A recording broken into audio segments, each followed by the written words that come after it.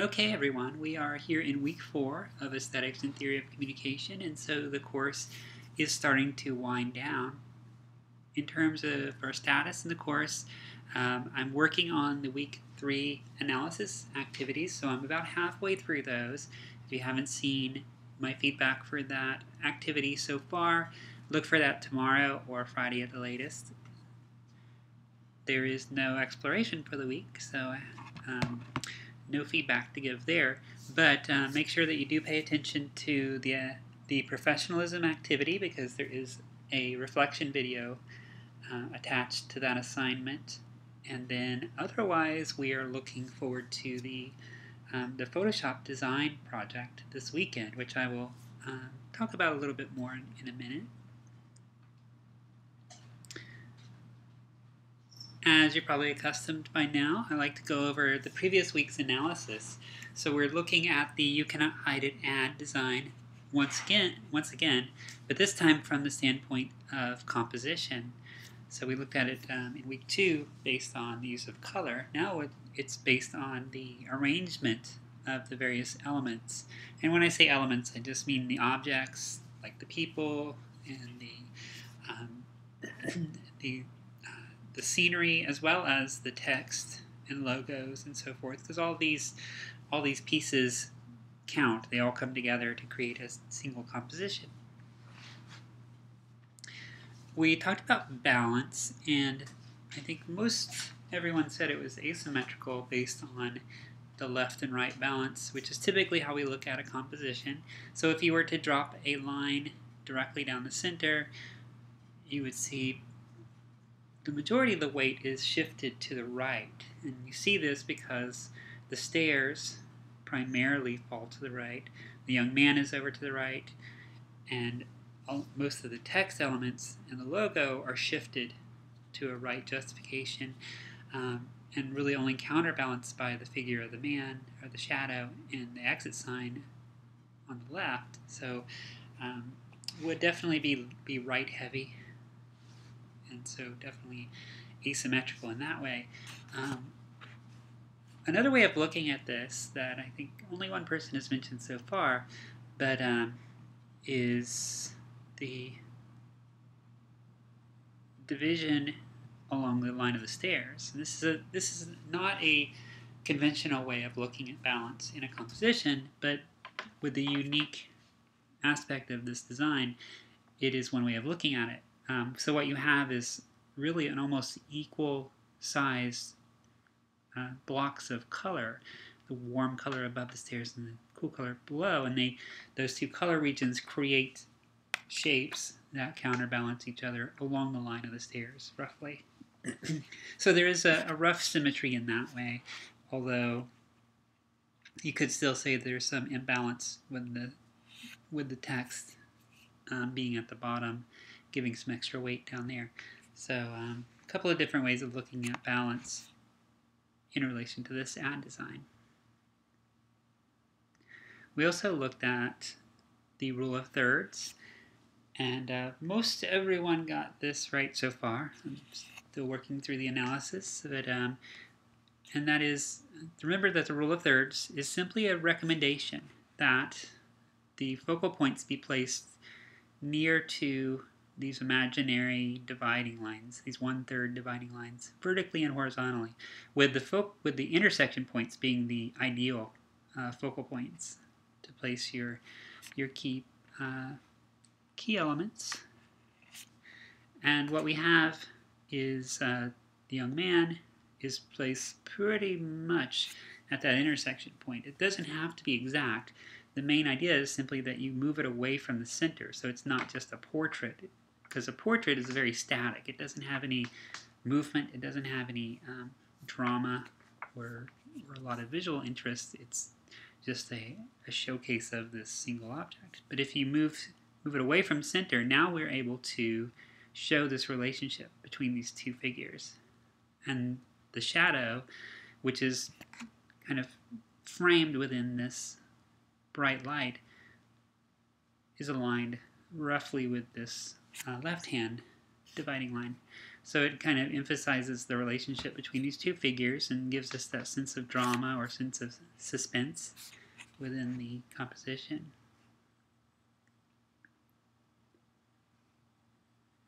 And another factor was that of leading lines. There's a lot of lines in this composition, and so far I think everyone has mentioned the stairs, and that's probably some of the most important leading lines are provided by the handrail, the line of the steps themselves, and so forth. And those, along with these lines created by the corner of the wall and the light, the divide in the light, brings us all to this one point. It's all pointing first to this shadow, bringing us to the shadow. Remember with the Taj Mahal image from last week's lecture, all those lines converged on the front door.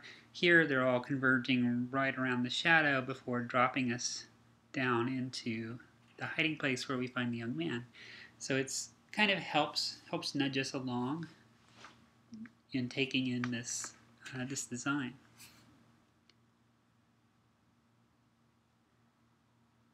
And we also talked about dominance and the visual hierarchy. The important thing to think about when it comes to dominance is that this object has been emphasized in some way. Attention has been called very purposely to this object so that we notice it first. And the things that we see that done with in this composition are the shadow, for one thing. It's a dark shadow, but it's framed again within that bright light, and that brightness of that light helps draw our attention, draws the viewer's eye. And because the shadow is dark, it stands out very sharply against that bright light, so we notice it, and it is very apparent to us. And that's done very purposely by the designer, because that shadow plays an important role in the message of this ad, in that story that we see unraveling. Similarly, the young man is sitting within a spotlight. Now, if you were sitting in a dark stairwell, you wouldn't have this blue glow on you, but they put that on there purposely. In this set, wherever this photo was taken, there was a light set up, or multiple lights from the looks of things, purposely to draw attention to that young man, make him stand out. So you can see he has been emphasized, and that gives him dominance. It gives him visual weight, calls attention to his location. Another would be the "You cannot hide it" text. It has good color contrast with the background, and is also fairly large lettering, much more dominant than the smaller text down here. Occasionally I see the staircase mentioned as a dominant element, and yes, it is probably the largest thing in the composition, but we don't really see a purposeful effort made to draw attention to it. It's not highlighted in any way. And because the setting is very dark and shadowy, the darker colors of the stairs tend to allow it to kind of blend in with the setting. In terms of the visual hierarchy, I would tend to put the two figures almost on equal ground. You could argue either one as being the more dominant. The shadow is very bright in this space that it's housed within, and the young man has some extra details that make him more attention-getting, one thing being his face, because we're naturally drawn to expressions of emotion and so forth. But they're more or less at the top of the hierarchy, and then followed by the main slogan, and then some of the smaller details down here.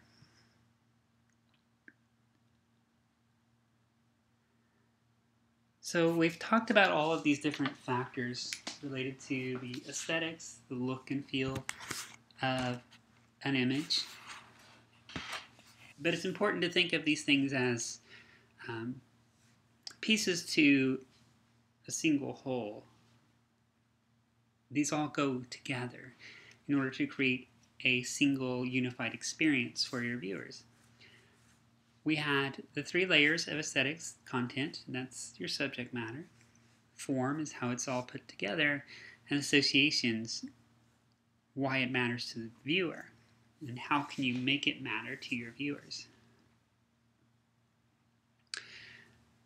These are things from a creative standpoint that you would need to decide up front. So when a project is initiated, you would sit down and maybe storyboard or create a mood board, some kind of planning document, and come up with these core ideas. What are we trying to say? What emotional impression do we want to create or give to our viewers? And then how can we support that through imagery and then through color? Taking the Denver Ad Club ad as an example, the content, of course, is this Denver 50. It's that awards ceremony that they hold every year.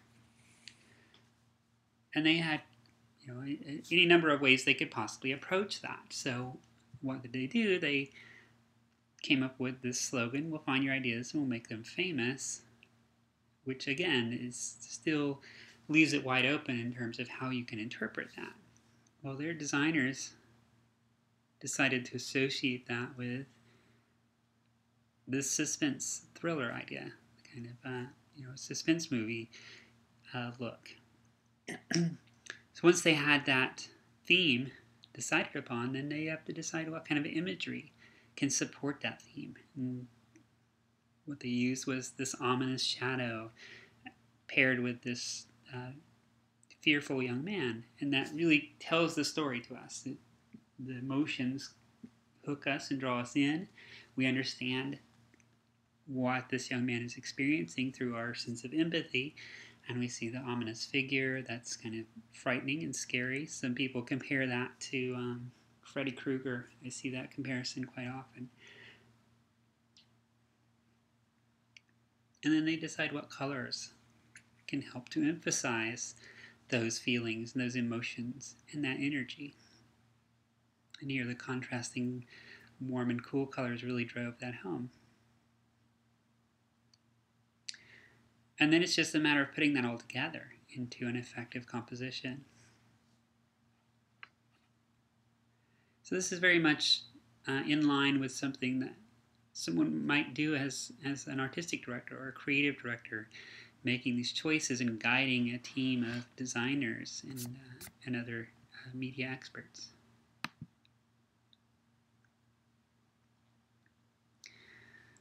So now it's your turn to put all this together, and we're bringing together the 2 components of the class. You've been studying and practicing with Photoshop. And you've also been learning these various aesthetics principles. So now it's time to bring those 2 components of the course together and allow you to create something of your own. And what you're going to be doing is creating an ad design along the lines of the ones we've seen in the We Love Ad website. But of course, you're not a graphic designer, so I'm not expecting expert graphic design from you. But I'm looking for you to apply the fundamental Photoshop skills you've covered so far. So that would include using text, cropping an image, changing the colors or enhancing the colors in an image, maybe removing something from an image that is unwanted or distracting, or maybe adding something new into the image to add more meaning. So here are a couple of examples. These are from past students, just like you. This started with an image of the city of Chicago, and this student actually enhanced the color on this image. And what you see is a lot of complementary colors. So he really drove up the saturation and played with the hue a bit so that the blue and the gold really become really striking, and that contrast really creates a nice vibrant energy. And then he added the text using a very stylish font. Welcome to Chi-Town.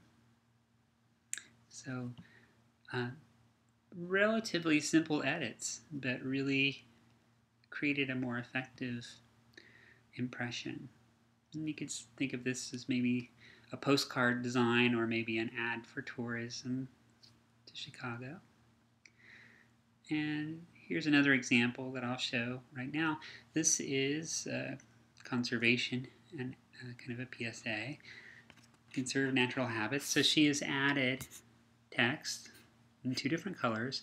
Note that the colors are repeated from the colors in the imagery, and that helps to create unity. So the green as well as the gray are repeated. You have a scene of deforestation taking place. There's logging, it looks like clearing the land, and these deer have actually been added. She composited those into the image, and you can see there's a few details that she did miss. The green grass left from the original image, but adding the deer into this deforestation scene really drives home this idea of the natural habitat. So adding that element in gave it more power, more emphasis on what's at risk with this destruction of natural habitats. So made it a more effective image. So this is the kind of project that I'm looking for you to do. It doesn't have to be super complex, because you've done this with the traveling ducks. You already did exactly this sort of thing. Now it's just coming up with a creative way of applying those skills. I do want you to use copyright-free imagery, so basically anything from the Morguefile website is good.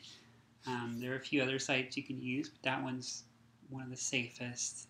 Google image search is not suitable because there's no filter for copyright, and basically everything you see on there is owned by somebody.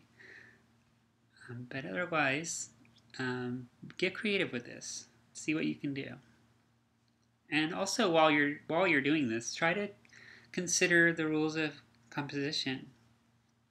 How are these things placed in relation to one another, and which elements are the dominant elements? What gets attention first? If you do have any questions, I will be around for the rest of the class until Sunday, and I will be happy to address any questions that you might have. But if I do not speak to you before the end of the course, I wish you all the best as you move ahead with the program.